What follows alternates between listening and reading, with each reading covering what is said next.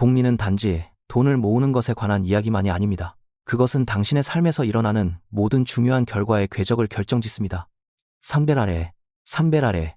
여러분의 인생은 겉보기에 극적인 순간들로 결정되는 것이 아니라 보이지 않는 곳에서 조용히 작동하는 기하급수적인 법칙에 의해 결정됩니다. 안녕하세요 여러분, 나발입니다. 이야기를 시작하기 전에 좋아요와 구독, 그리고 알림 설정 부탁드립니다. 여러분이 남겨주시는 좋아요와 댓글, 그리고 이 채널에 투자하는 시간은 본질적으로 우리의 연결고리를 단단하게 만들고 복리를 쌓아가는 과정입니다. 자, 이제 문을 닫고 편안히 앉아 진솔한 대화를 나누어 봅시다. 쳇바퀴를 미친 듯이 도는 햄스터처럼 느껴진 적이 있으신가요? 쥐꼬리만한 월급을 받기 위해 꼭두 새벽부터 일어나 밤늦게까지 뼈 빠지게 일하면서 말입니다. 이 삭막한 빌딩 숲에서 치열하게 싸우면서 갑자기 부자가 되거나 승진한 친구들을 볼 때면 불안감을 느끼기도 하셨을 겁니다. 내가 그저 운이 없는 건지 아니면 노력이 부족한 건지 의심하기 시작하죠. 저 역시 한때는 그 햄스터였습니다. 실리콘밸리의 초창기 시절 하루 16시간씩 일하면서도 아무런 성과를 내지 못하는 수많은 똑똑한 사람들을 보았습니다. 반면 어떤 사람들은 항상 여유로워 보였습니다. 그들은 책을 읽고 생각하고 산책하는 데 많은 시간을 보냈지만 몇 년 안에 경제적 자유를 얻었을 뿐만 아니라 부러움을 사는 화목한 가정과 건강까지 챙겼습니다. 그 차이는 대체 무엇일까요? 운명일까요? 아니면 그저 운이 좋았던 걸까요? 아니요, 둘 다 아닙니다. 근본적인 이유는 대부분의 사람들이 선형적인 방식으로 삶을 살아가는 반면 극소수의 승리자들은 일찍이 세상의 이치를 꿰뚫어 보았다는 데 있습니다. 이 세상의 근저에 깔린 작동 원리, 바로 복리입니다. 우리 모두는 알베르트 아인슈타인의 그 유명하고 흔한 명언을 알고 있습니다. 복리는 세계 제8대 불가사의다. 이 문구는 보통 재테크를 가르치는 책들의 첫 페이지에 인쇄되어 매일 1,000원씩 저축하면 50년 후에는 백만장자가 될 것이라고 말하죠. 하지만 이것이 바로 가장 큰 오해입니다. 복리를 단순한 금융 도구로만 여길 때 여러분은 우주에서 가장 강력한 이 무기를 제대로 활용하지 못하는 것입니다. 제가 더 근본적이고 날카로운 질문을 하나 드리겠습니다. 복리의 효과가 통장 잔고를 넘어 여러분 인생의 거의 모든 중요한 결과를 결정짓는다는 사실을 눈치채셨나요? 눈을 감고 여러분 인생에서 정말로 빛났던 순간들을 되돌아보십시오. 그것들이 정말 갑자기 찾아온 엄청난 행운 덕분이었을까요? 지금의 경력을 쌓거나 좋은 책을 읽고 마음이 맞는 친구 몇 명을 얻게 된 것이 술자리에서 했던 호기로운 말 한마디 때문이었을까요? 아니요, 절대 그렇지 않습니다. 인생은 결코 극적인 사건들로만 이루어지지 않습니다. 성공적인 창업, 갑작스러운 승진, 혹은 복권 당첨 같은 것들이 전부가 아닙니다. 막대한 부, 안정적인 인간관계, 깊이 있는 지식 등 인생의 모든 커다란 보상은 바로 복리에서 나옵니다. 이것이 바로 기하급수적 성장에 내재된 법칙이며 투입과 산출 사이의 비선형적 관계에 대한 진실입니다. 인생을 장기적인 게임으로 본다면 여러분이 마스터해야 할 유일한 수학은 미적분이나 복잡한 통계가 아니라 바로 복리입니다. 이것은 단순히 돈에 관한 것이 아니라 시간, 습관, 그리고 신뢰를 궁극적으로 어떻게 배분할 것인가에 관한 문제입니다. 저는 지금의 나이에 깊은 피로감을 느끼는 수많은 중장년층 여러분을 보아왔습니다. 이 피로감은 육체적인 것이 아니라 정신적인 것입니다. 아무리 발버둥 쳐도 삶이 고인물 같고 심지어 뒤처지고 있다고 느낍니다. 이것은 종종 그들이 복리의 물리적 특성을 이해하지 못했기 때문입니다. 우리는 복리라는 개념을 아주 근본적인 사고의 틀로 바라보아야 합니다. 여러분이 인정하든 안 하든 복리는 항상 거기에 존재하며 여러분에게 영향을 미치고 있습니다. 여러분이 오늘 내리는 모든 선택, 내쉬는 모든 숨결, 품고 있는 작은 생각 하나하나가 여러분의 미래 삶의 기반과 계수를 결정합니다. 복리의 본질은 무엇일까요? 복잡한 전문 용어는 다 빼버립시다. 가장 순수한 수준에서 복리는 어떤 결과가 다음 라운드에 계속해서 더해지는 과정입니다. 너무 단순하게 들리시죠? 졸음이 올 정도로 단순하지만 그 이면에 담긴 철학은 실로 심오합니다. 그것은 우리가 어릴 적부터 배워온 선형적인 사고방식과는 완전히 정반대입니다. 선형적 사고란 무엇일까요? 하루 일하고 하루 일당을 받는 것입니다. 수렵 채집 시대에 우리 조상들의 뇌는 생존을 위해 선형적인 패턴으로 진화했습니다. 돌을 던져 토끼를 맞추면 밥을 먹습니다. 이것은 즉각적인 피드백입니다. 선형적 사고는 투자한 만큼의 즉각적인 수익을 기대합니다. 이를 투자하면 이에 수익을 기대하죠. 만약 수익이 보이지 않으면 불안해하고 포기해버립니다. 하지만 복리적 사고는 완전히 다릅니다. 초기 수익은 매우 작고 심지어 감지할 수 없을 정도이며 오랫동안 아예 수익이 없는 것처럼 보일 수도 있다는 것을 이해합니다. 하지만 충분한 시간이 주어지고 이 게임에 계속 머무른다면 그것은 폭발적인 보상을 가져다 줍니다. 연못의 연꽃 이야기와 같습니다. 연못의 연꽃 수는 매일 2배로 늘어납니다. 만약 30일째 되는 날 연꽃이 연못 전체를 덮는다면 29일째 되는 날의 연못은 어떤 모습일까요? 바로 절반입니다. 그렇다면 10일째나 20일째는 어떨까요? 연꽃이 몇 송이밖에 없거나 심지어 텅 비고 황량해 보일 수도 있습니다. 대부분의 사람들의 삶은 아무것도 없어 보이는 그 처음 20일에 갇혀 있습니다. 그들은 노력하고 희생하지만 연못에 핀 2-3송이의 연꽃만 보고는 절망해버립니다. 이건 아무 소용이 없다며 그만둬버리죠.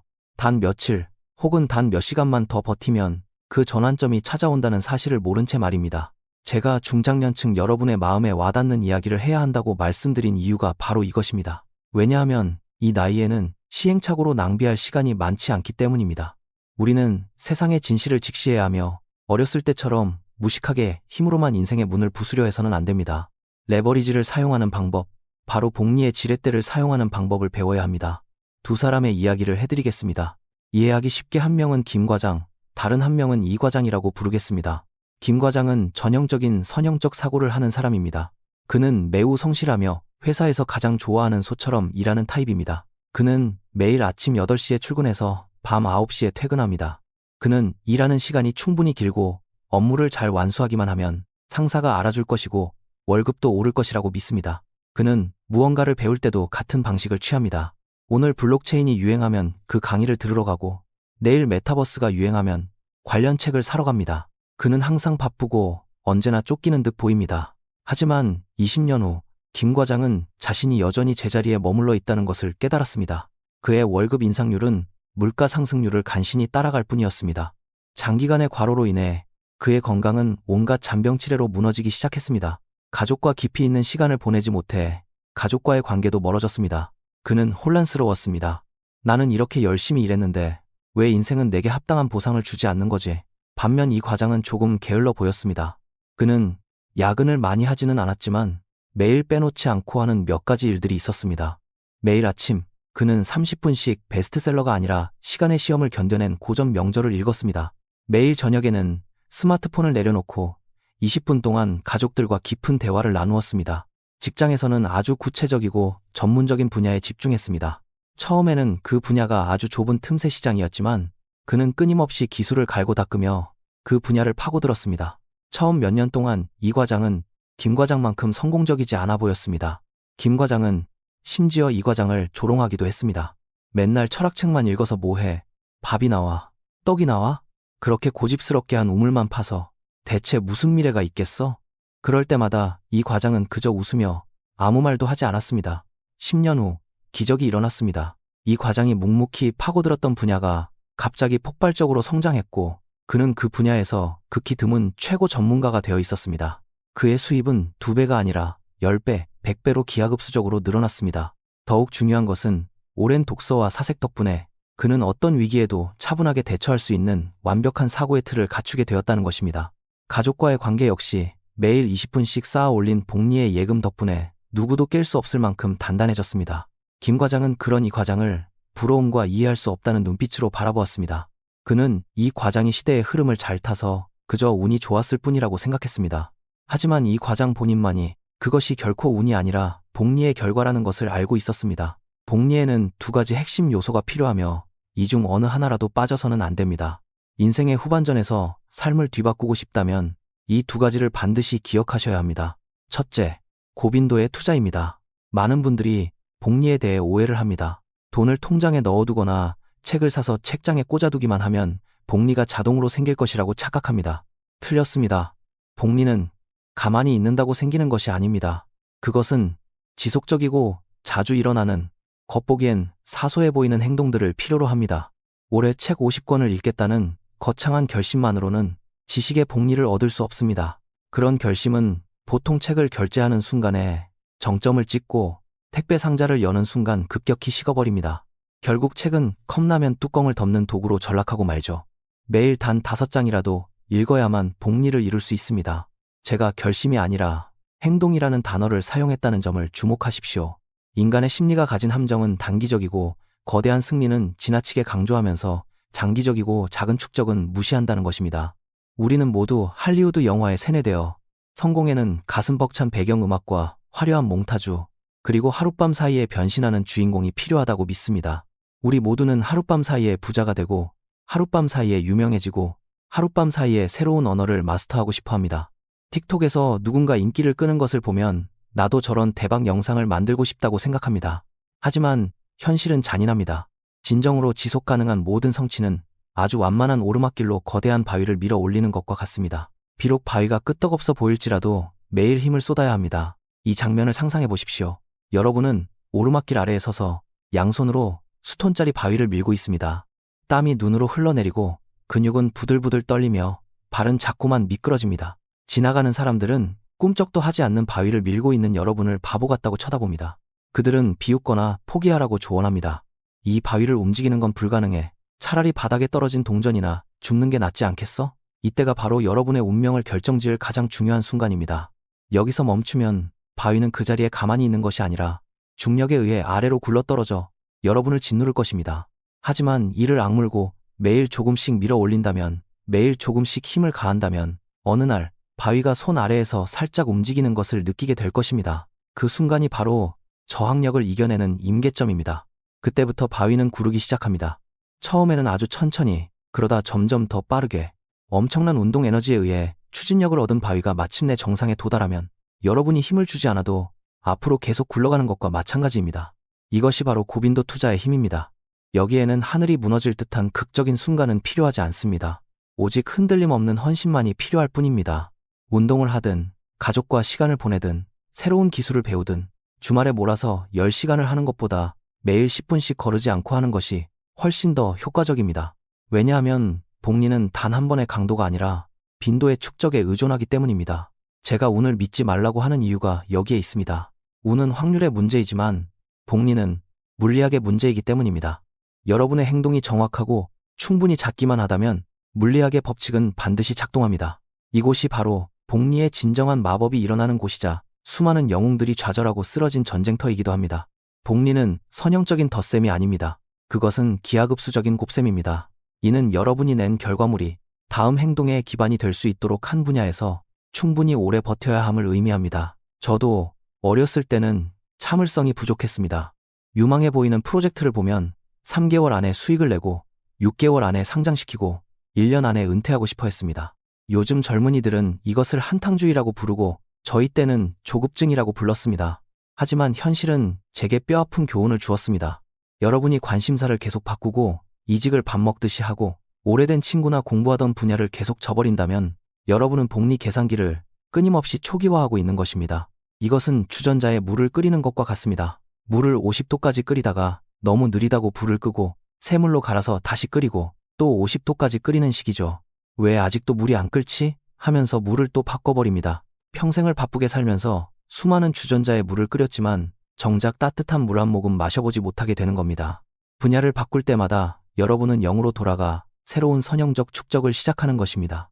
여러분이 이전에 쌓아왔던 인맥, 업계에 대한 깊은 이해, 근육의 기억 등 모든 축적물이 한순간에 0으로 사라집니다. 이것이 바로 많은 중장년층이 패닉을 느끼는 이유입니다. 20년 동안 일해왔지만 사실은 1년차의 경험을 20번 반복했을 뿐이라는 것을 깨닫기 때문입니다. 어느 분야에서도 자신만의 단단한 해자를 구축하지 못한 것이죠. 동지 여러분, 제 조언을 새겨 들으십시오. 부의 복리에는 보통 20년이 걸리고 관계의 복리에는 10년이 걸리며 지식의 복리에는 5년이 걸릴 수 있습니다.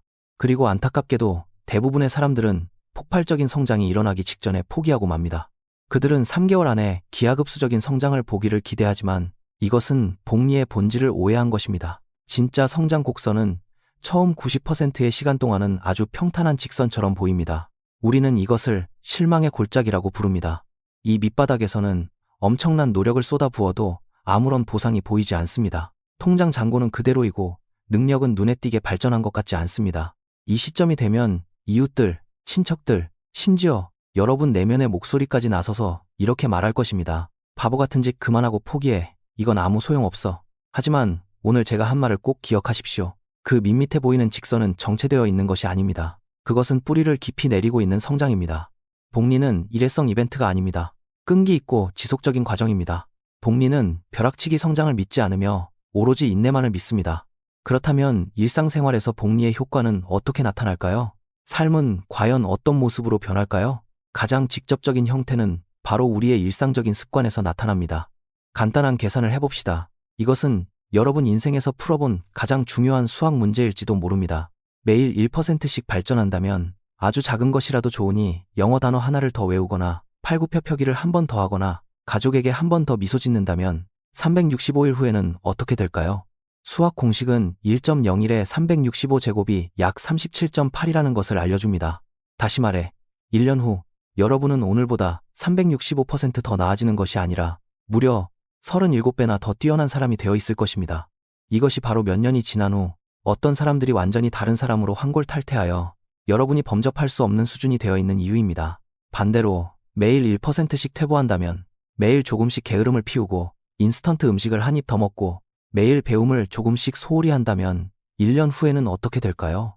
0.99의 365제곱은 약 0.03입니다. 여러분은 거의 0으로 돌아가게 됩니다. 건강, 부, 지적 능력 등 모든 면에서 보잘것없는 사람이 되고 말 것입니다.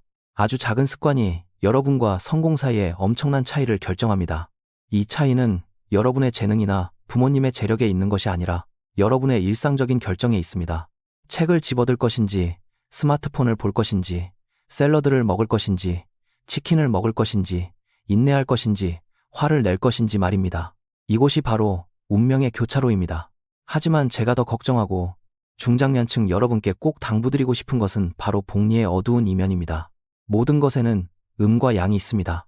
복리는 여러분을 천국으로 이끌 수도 있지만 지옥으로 떨어뜨릴 수도 있습니다. 저는 여러분께 마이너스 복리를 경계해야 한다고 심각하게 경고하고 싶습니다. 그것은 무의식적인 빚이며 인생에서 가장 최악의 빚입니다. 가장 교활하고 치명적인 함정은 바로 마이너스 복리인데 이것은 여러분이 자신도 모르게 무의식적으로 하는 작은 행동들에서 비롯됩니다.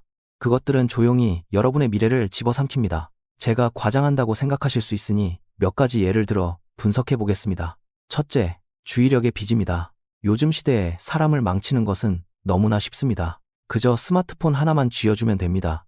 매일 쇼츠 영상을 10분 더 보거나 의미 없이 소셜미디어를 스크롤하면서 대수롭지 않게 생각하실 수도 있습니다.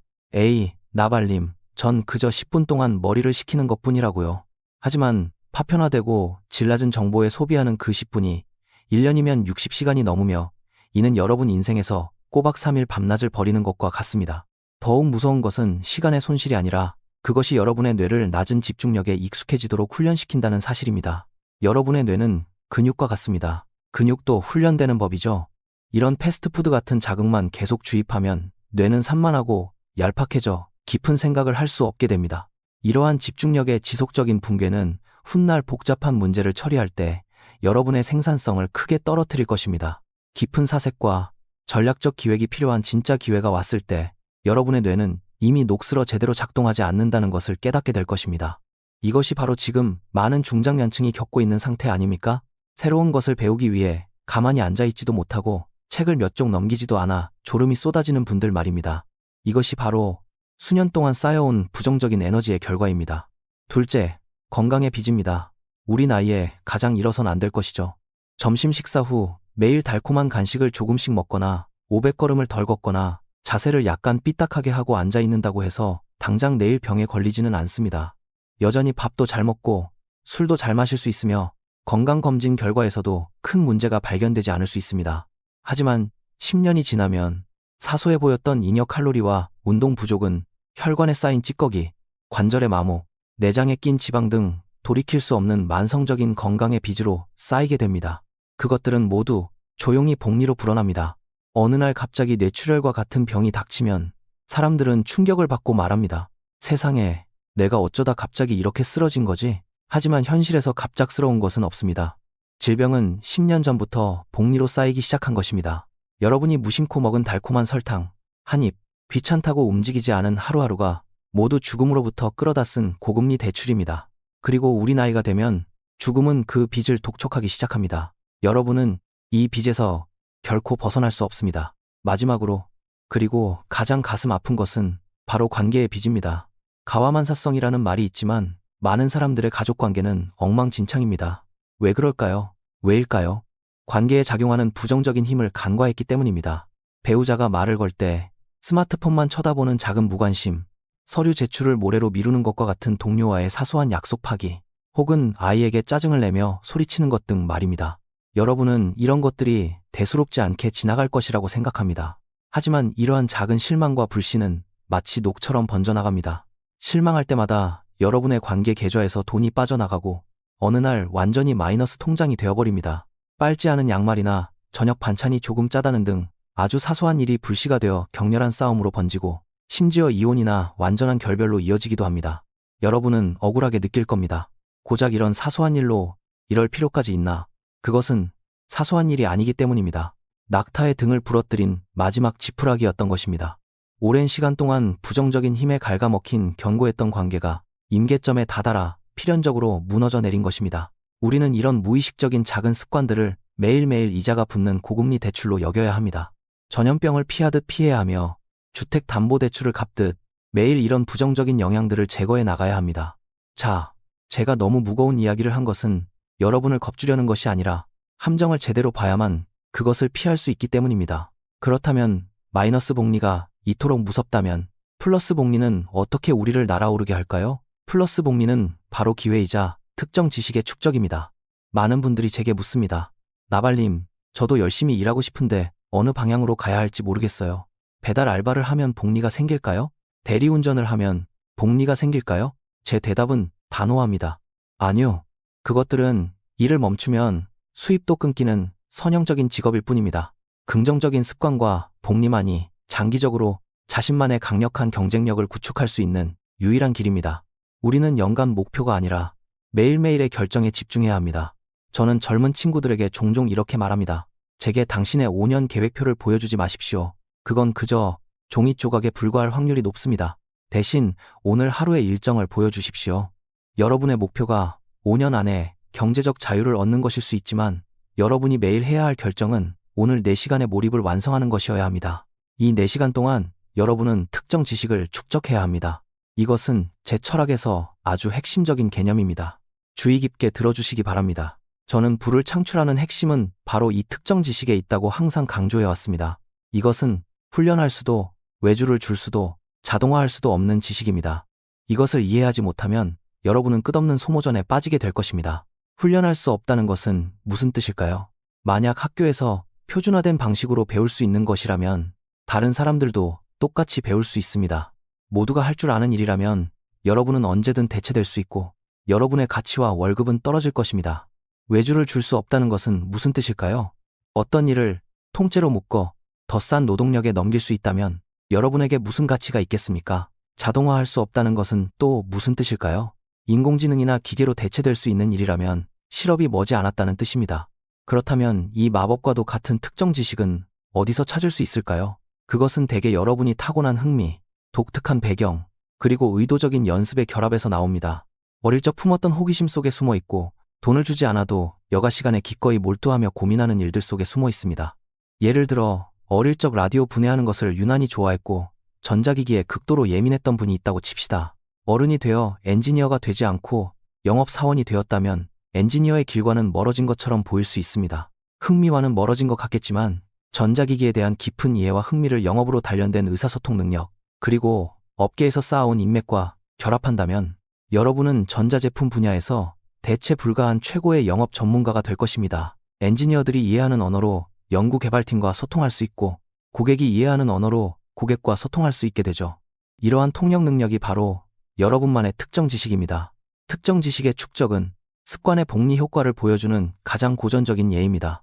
단순히 실용적인 목적이 아니라 진심으로 흥미를 느끼는 책을 읽기 위해 매일 15분 일찍 일어나십시오. 유용성이 아니라 흥미에 중점을 두라는 점을 기억하십시오. 흥미가 있어야만 꾸준히 할 수 있고 복리를 창출할 수 있기 때문입니다. 기초적인 데이터 분석, 새로운 글쓰기 스타일, 혹은 그저 사진을 잘 찍는 법이라도 좋습니다. 흥미를 느끼는 새로운 기술을 배우는데 매일 10분씩 투자하십시오. 이런 사소해 보이는 행동들이 수년에 걸쳐 축적되면 독보적인 지식의 기반이 됩니다. 쓸모없어 보이는 이런 기술들을 과소평가하지 마십시오. 지식과 배움은 복리의 과정입니다. 배움은 선형적인 덧셈이 아니라 곱셈입니다. 화학 반응에 비유해서 설명해 보겠습니다. 회계라는 단 하나의 지식만 배운다면 여러분의 지식 체계는 고립되어 회계 문제만 해결할 수 있을 것입니다. 하지만 법률이라는 두 번째 분야를 도입하면 회계와 법률을 이해할 뿐만 아니라 절세 계획과 법적 리스크 회피까지 이해하게 됩니다. 이 두 점이 연결되어 하나의 선이 됩니다.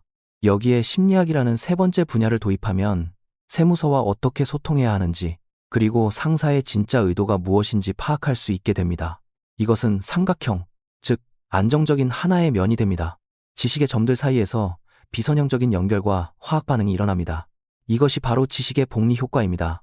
제가 항상 여러분께 다방면에 얕고 넓은 지식을 갖춘 융합형 인재가 되라고 권장하는 이유입니다. 과학, 철학, 경제학, 수학 등 광범위한 독서를 권장합니다. 이것은 회식 자리에서 잘난 척하거나 유식해 보이기 위해서가 아니라 다차원적인 사고의 틀을 구축하기 위해서입니다. 사고의 틀이란 무엇일까요?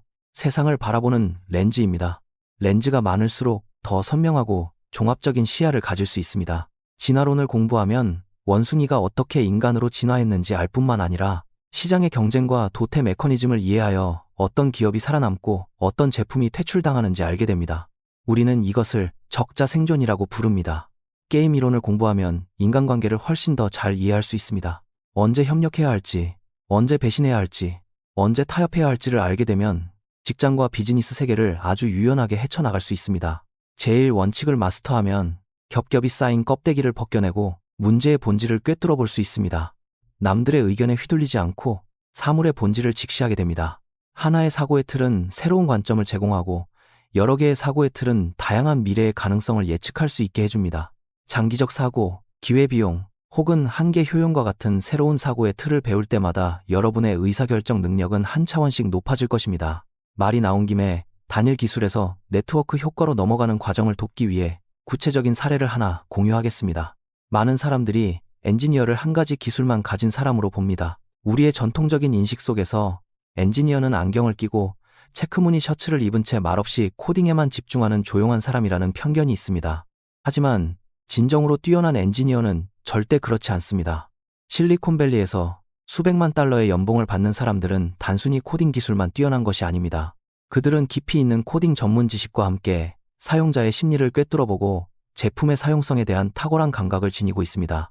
그들은 디자인 감각이 뛰어나며 어떤 인터페이스가 사용자에게 편안한 경험을 제공하는지 잘 알고 있습니다. 또한 비즈니스 모델과 이익을 창출하는 제품의 수익성을 완벽하게 이해하고 있습니다. 무엇보다 중요한 것은 그들이 비전문가들에게 복잡한 개념을 쉽게 설명할 수 있는 뛰어난 의사소통 능력을 갖추고 있다는 점입니다. 그들의 성공은 오로지 코딩 기술에만 있는 것이 아닙니다. 코딩, 의사소통, 비즈니스 감각, 그리고 심리학이 결합하여 만들어낸 시너지 효과에서 비롯된 것입니다. 이러한 기술들이 서로를 강화해주기 때문에 그들은 단일 기술을 가진 사람보다 10배 이상의 가치를 지니면서도 정작 들이는 노력은 1.5배에 불과할 것입니다. 동지 여러분께 드리는 제 조언은 단 하나의 기술에만 매달려 깊이 파고들지 말라는 것입니다. 그것은 전문가가 되는 길이며 그 길은 결국 스스로의 운신폭을 좁힐 뿐입니다. 대신 여러 핵심 기술들의 폭을 넓히는 데 집중하십시오. 겉보기엔 전혀 관련이 없어 보이는 분야를 찾아 억지로라도 연결고리를 만들어 보십시오. 이해하지 못하는 새로운 것들을 배우십시오. 기술직이라면 영업을 배우고 영업직이라면 제품의 논리를 배우며 전업주부라면 재무관리와 투자를 배우십시오. 전혀 무관해 보이는 두 가지 기술을 결합할 때 종종 기적이 일어납니다. 돈의 복리에 초기 자본이 필요하고 지식의 복리에 오랜 시간이 필요하다면 인간관계와 평판의 복리에는 극도로 희귀한 무언가가 필요합니다. 바로 진실함입니다. 이 숨가쁘게 돌아가는 현대사회에서 진실함은 마치 어리석음의 동의어처럼 되어버린 것 같지만 오늘 제가 흔덩컨대 진실함이야말로 세상에서 가장 수익률이 높은 투자입니다. 평판과 신뢰는 무엇과도 바꿀 수 없는 가장 귀중한 사회적 자본이며 어디서든 통용되는 무형의 화폐입니다. 이것을 한번 단단히 구축해 놓으면 여러분이 잠든 사이에도 기회들이 알아서 찾아올 것입니다. 우리는 신뢰를 쌓는 과정을 매일매일의 은행 예금이라고 상상해야 합니다. 저는 종종 대인관계를 은행 계좌에 비유합니다. 신뢰는 일회성 행동이 아닙니다. 누군가에게 달려가 저기요, 저 믿고 10억 원만 빌려주세요. 저 진짜 좋은 사람입니다. 라고 말해봤자 아무도 듣지 않습니다. 신뢰는 작고 지속적인 일련의 행동들의 총합입니다. 약속된 장소에 정시에 도착하는 시간 엄수는 상대방의 시간을 존중하는 것일 뿐만 아니라 여러분이 믿을 수 있는 사람임을 보여주며 이 계좌에 1,000원을 입금하는 것과 같습니다. 동료에게 커피 한 잔 사다 주겠다는 아주 작은 약속이라도 지키는 것은 역시 1,000원을 입금했다는 뜻입니다. 이해관계가 충돌할 때 당장의 이익이나 체면을 잃더라도 진실을 말하기로 선택하는 모든 정직한 행동은 단순히 1,000원을 저축하는 것이 아니라 금괴 하나를 쌓아 올리는 것입니다. 여러분이 대단한 일을 하나 해냈다고 해서 사람들이 갑자기 여러분을 신뢰하는 것은 아닙니다. 그것은 감탄이지 신뢰가 아닙니다. 사람들은 여러분이 매일 한결같이 옳은 일을 하기 때문에 여러분을 신뢰하는 것입니다. 이러한 일관성이 바로 예측 가능성을 만듭니다. 이 불확실한 세상에서 예측 가능성만큼 큰 안정감은 없습니다. 여러분이 무엇을 약속하든 반드시 지켜질 것이라는 걸 모두가 안다면 그 안정감이 바로 신뢰의 굳건한 토대가 됩니다. 여러분의 평판이 확고히 자리 잡는 순간 복리 효과는 폭발적으로 일어납니다. 여러분은 마찰 없이 기회가 흘러 들어오는 마법 같은 능력을 얻게 될 것입니다. 마찰이 없다는 게 무슨 뜻일까요? 굳이 스스로를 증명하려 애쓸 필요가 없다는 뜻입니다. 사람들은 여러분이 믿을 만한 사람이라는 것을 알고 가장 좋은 기회, 가장 희소한 자본, 가장 뛰어난 인재들을 알아서 먼저 제안할 것입니다. 여러분의 시간은 더 이상 기회를 찾아 헤매는 데 쓰이지 않고 찾아온 기회를 선택하는 데 쓰일 것입니다. 그 효율성의 차이는 실로 기하급수적입니다. 게다가 좋은 평판은 거래 비용을 엄청나게 낮춰줍니다. 비즈니스 세계에서 가장 비싼 것은 제품이 아니라 신뢰를 검증하는 비용입니다. 사람들이 여러분을 믿지 못하면 변호사를 고용해 수백 장의 계약서를 작성하고 철저한 실사를 거치며 혹시 모를 모든 허점에 대비해야 합니다. 이 모든 과정이 엄청난 내부적 소모입니다. 하지만 사람들이 여러분을 굳게 믿을 때 계약은 아주 단순해집니다. 때로는 신사협정만으로 순식간에 협상이 타결되기도 하죠. 서로를 떠보는 탐색전을 건너뛰고 곧바로 건설적인 협력 단계로 직행할 수 있는 것입니다. 제가 실리콘밸리에서 직접 목격했던 한 유명한 엔젤 투자자와 창업가에 얽힌 이야기를 해드리겠습니다. 20년도 더 된 이야기입니다. 그 창업가의 첫 번째 사업은 처참하게 실패했습니다. 회사는 파산했고 그에게는 산더미 같은 빚만 남았습니다. 당시 투자자는 계약에 따라 그의 개인 자산을 청산하고 남은 잔존 가치를 모두 회수할 권리가 있었습니다. 투자자에게 그 돈은 새발의 피였지만 창업가에게는 완전한 파멸을 의미했습니다. 엔젤 투자자는 결단을 내렸습니다. 그는 젊은 창업가에게 말했습니다. 없던 일로 합시다. 당신이 최선을 다했다는 걸 잘 압니다. 남은 돈은 가족들의 생계를 꾸리는 데 쓰고 아내와 아이들이 거리에 나앉게 두지 마십시오. 나는 당신의 인성을 믿습니다. 이번 일은 내가 감당하겠습니다. 이것이 바로 구두 약속이자 진실함입니다. 이 투자자는 돈은 잃었지만 훨씬 더 가치 있는 것을 얻었으니까요. 바로 그 창업가의 평생에 걸친 깊은 신뢰였습니다. 그로부터 10년 후 이야기의 후반부가 시작되었습니다. 실패했던 창업가는 무너지지 않았습니다. 그는 뼈아픈 실패를 거울 삼아 다시 일어섰습니다. 이번에는 훗날 수조 원의 가치를 지니게 될 유니콘 기업을 설립했습니다. 시리즈 A 투자를 유치할 때 전 세계 최고 벤처 캐피탈들이 앞다투어 돈을 싸들고 찾아왔지만 그는 가장 가치 있는 지분을 당시의 엔젤 투자자를 위해 몰래 남겨두었습니다. 그것도 거저나 다름없는 아주 낮은 기업 가치로 말이죠. 그는 이렇게 말했습니다. 저는 그분에게서 진짜 사람의 도리를 보았기 때문입니다. 그분에게 제 인생을 맡겨도 안전하다고 확신합니다. 이것이 바로 신뢰가 낳은 위대한 복리입니다. 10년 전에는 멍청한 손실처럼 보였던 투자가 10년 후에는 어떤 주식이나 부동산 투자 수익률을 훌쩍 뛰어넘는 수천 배의 수익으로 돌아올 수 있는 것입니다. 그것은 무형의 보증 수표입니다. 여러분의 평판 자체가 브랜드가 되고 여러분이 보증하는 모든 것은 즉시 가치가 상승합니다. 하지만 여러분, 여기에는 엄청난 낭떠러지가 도사리고 있습니다. 관계에 있어서 부정적인 힘은 유독 잔인합니다. 신뢰를 쌓는 것이 계단을 하나씩 오르는 것과 같다면 신뢰가 무너지는 것은 엘리베이터를 타고 곤두박질 치는 것과 같습니다. 그것도 줄이 끊어진 엘리베이터 말입니다. 신뢰의 붕괴는 종종 기하급수적으로 일어납니다. 단 한 번의 거짓말, 단 한 번의 배신이 돌이킬 수 없는 치명적인 상처를 남깁니다. 그것은 여러분이 과거에 쌓아온 모든 노력을 마치 복리의 역풍처럼 순식간에 집어삼킬 것입니다. 인간의 뇌에는 확증 편향이라는 무서운 메커니즘이 있습니다. 중요한 문제에 대해 한 번 거짓말을 하면 사람들은 단순히 그 한 번의 실수만 기억하지 않습니다. 그들은 마치 탐정처럼 여러분의 과거 모든 행동을 들추어내어 의심의 눈초리로 재해석할 것입니다. 3년 전에 지각했을 때도 분명 나한테 거짓말을 했던 거였어. 지난번 프로젝트가 실패한 것도 분명 저 사람이 뒤에서 수작을 부린 걸 거야. 단 한 번의 잘못된 행동이 10년 동안 공들여 쌓아온 신뢰를 잿더미로 만들 수 있습니다. 그러므로 관계의 복리에 있어서는 잠재적인 이익보다 무언가를 잃는 것에 대한 두려움이 훨씬 더 커야 합니다. 무슨 수를 써서라도 여러분의 평판과 신의를 지켜내야 합니다. 도저히 약속을 지킬 수 없는 상황이라면 사전에 미리 알리고 진심으로 사과하며 책임을 져야 합니다. 이것이 바로 손절매, 즉 더 큰 피해를 막는 길입니다. 자, 이제 우리의 기나긴 여정이 끝나갑니다. 마지막으로 깊이 있는 요약을 해드리고 싶습니다. 우리는 돈, 지식, 그리고 인간관계에 대해 이야기했지만 사실 복리 효과의 진짜 비밀은 거기에 있지 않습니다. 외적으로나 내적으로나 복리의 가장 높은 경지는 바로 여러분의 정체성과 행동을 하나로 묶는 것입니다. 이게 무슨 뜻일까요? 많은 사람들이 포기하는 이유는 끊임없이 자신의 의지력과 힘겨운 싸움을 하고 있기 때문입니다.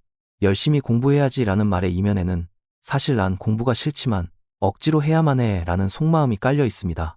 정직하게 살아야지라는 말 역시 기회만 있다면 거짓말을 하고 싶지만 감히 그러지 못하겠어라는 뜻을 내포하고 있습니다.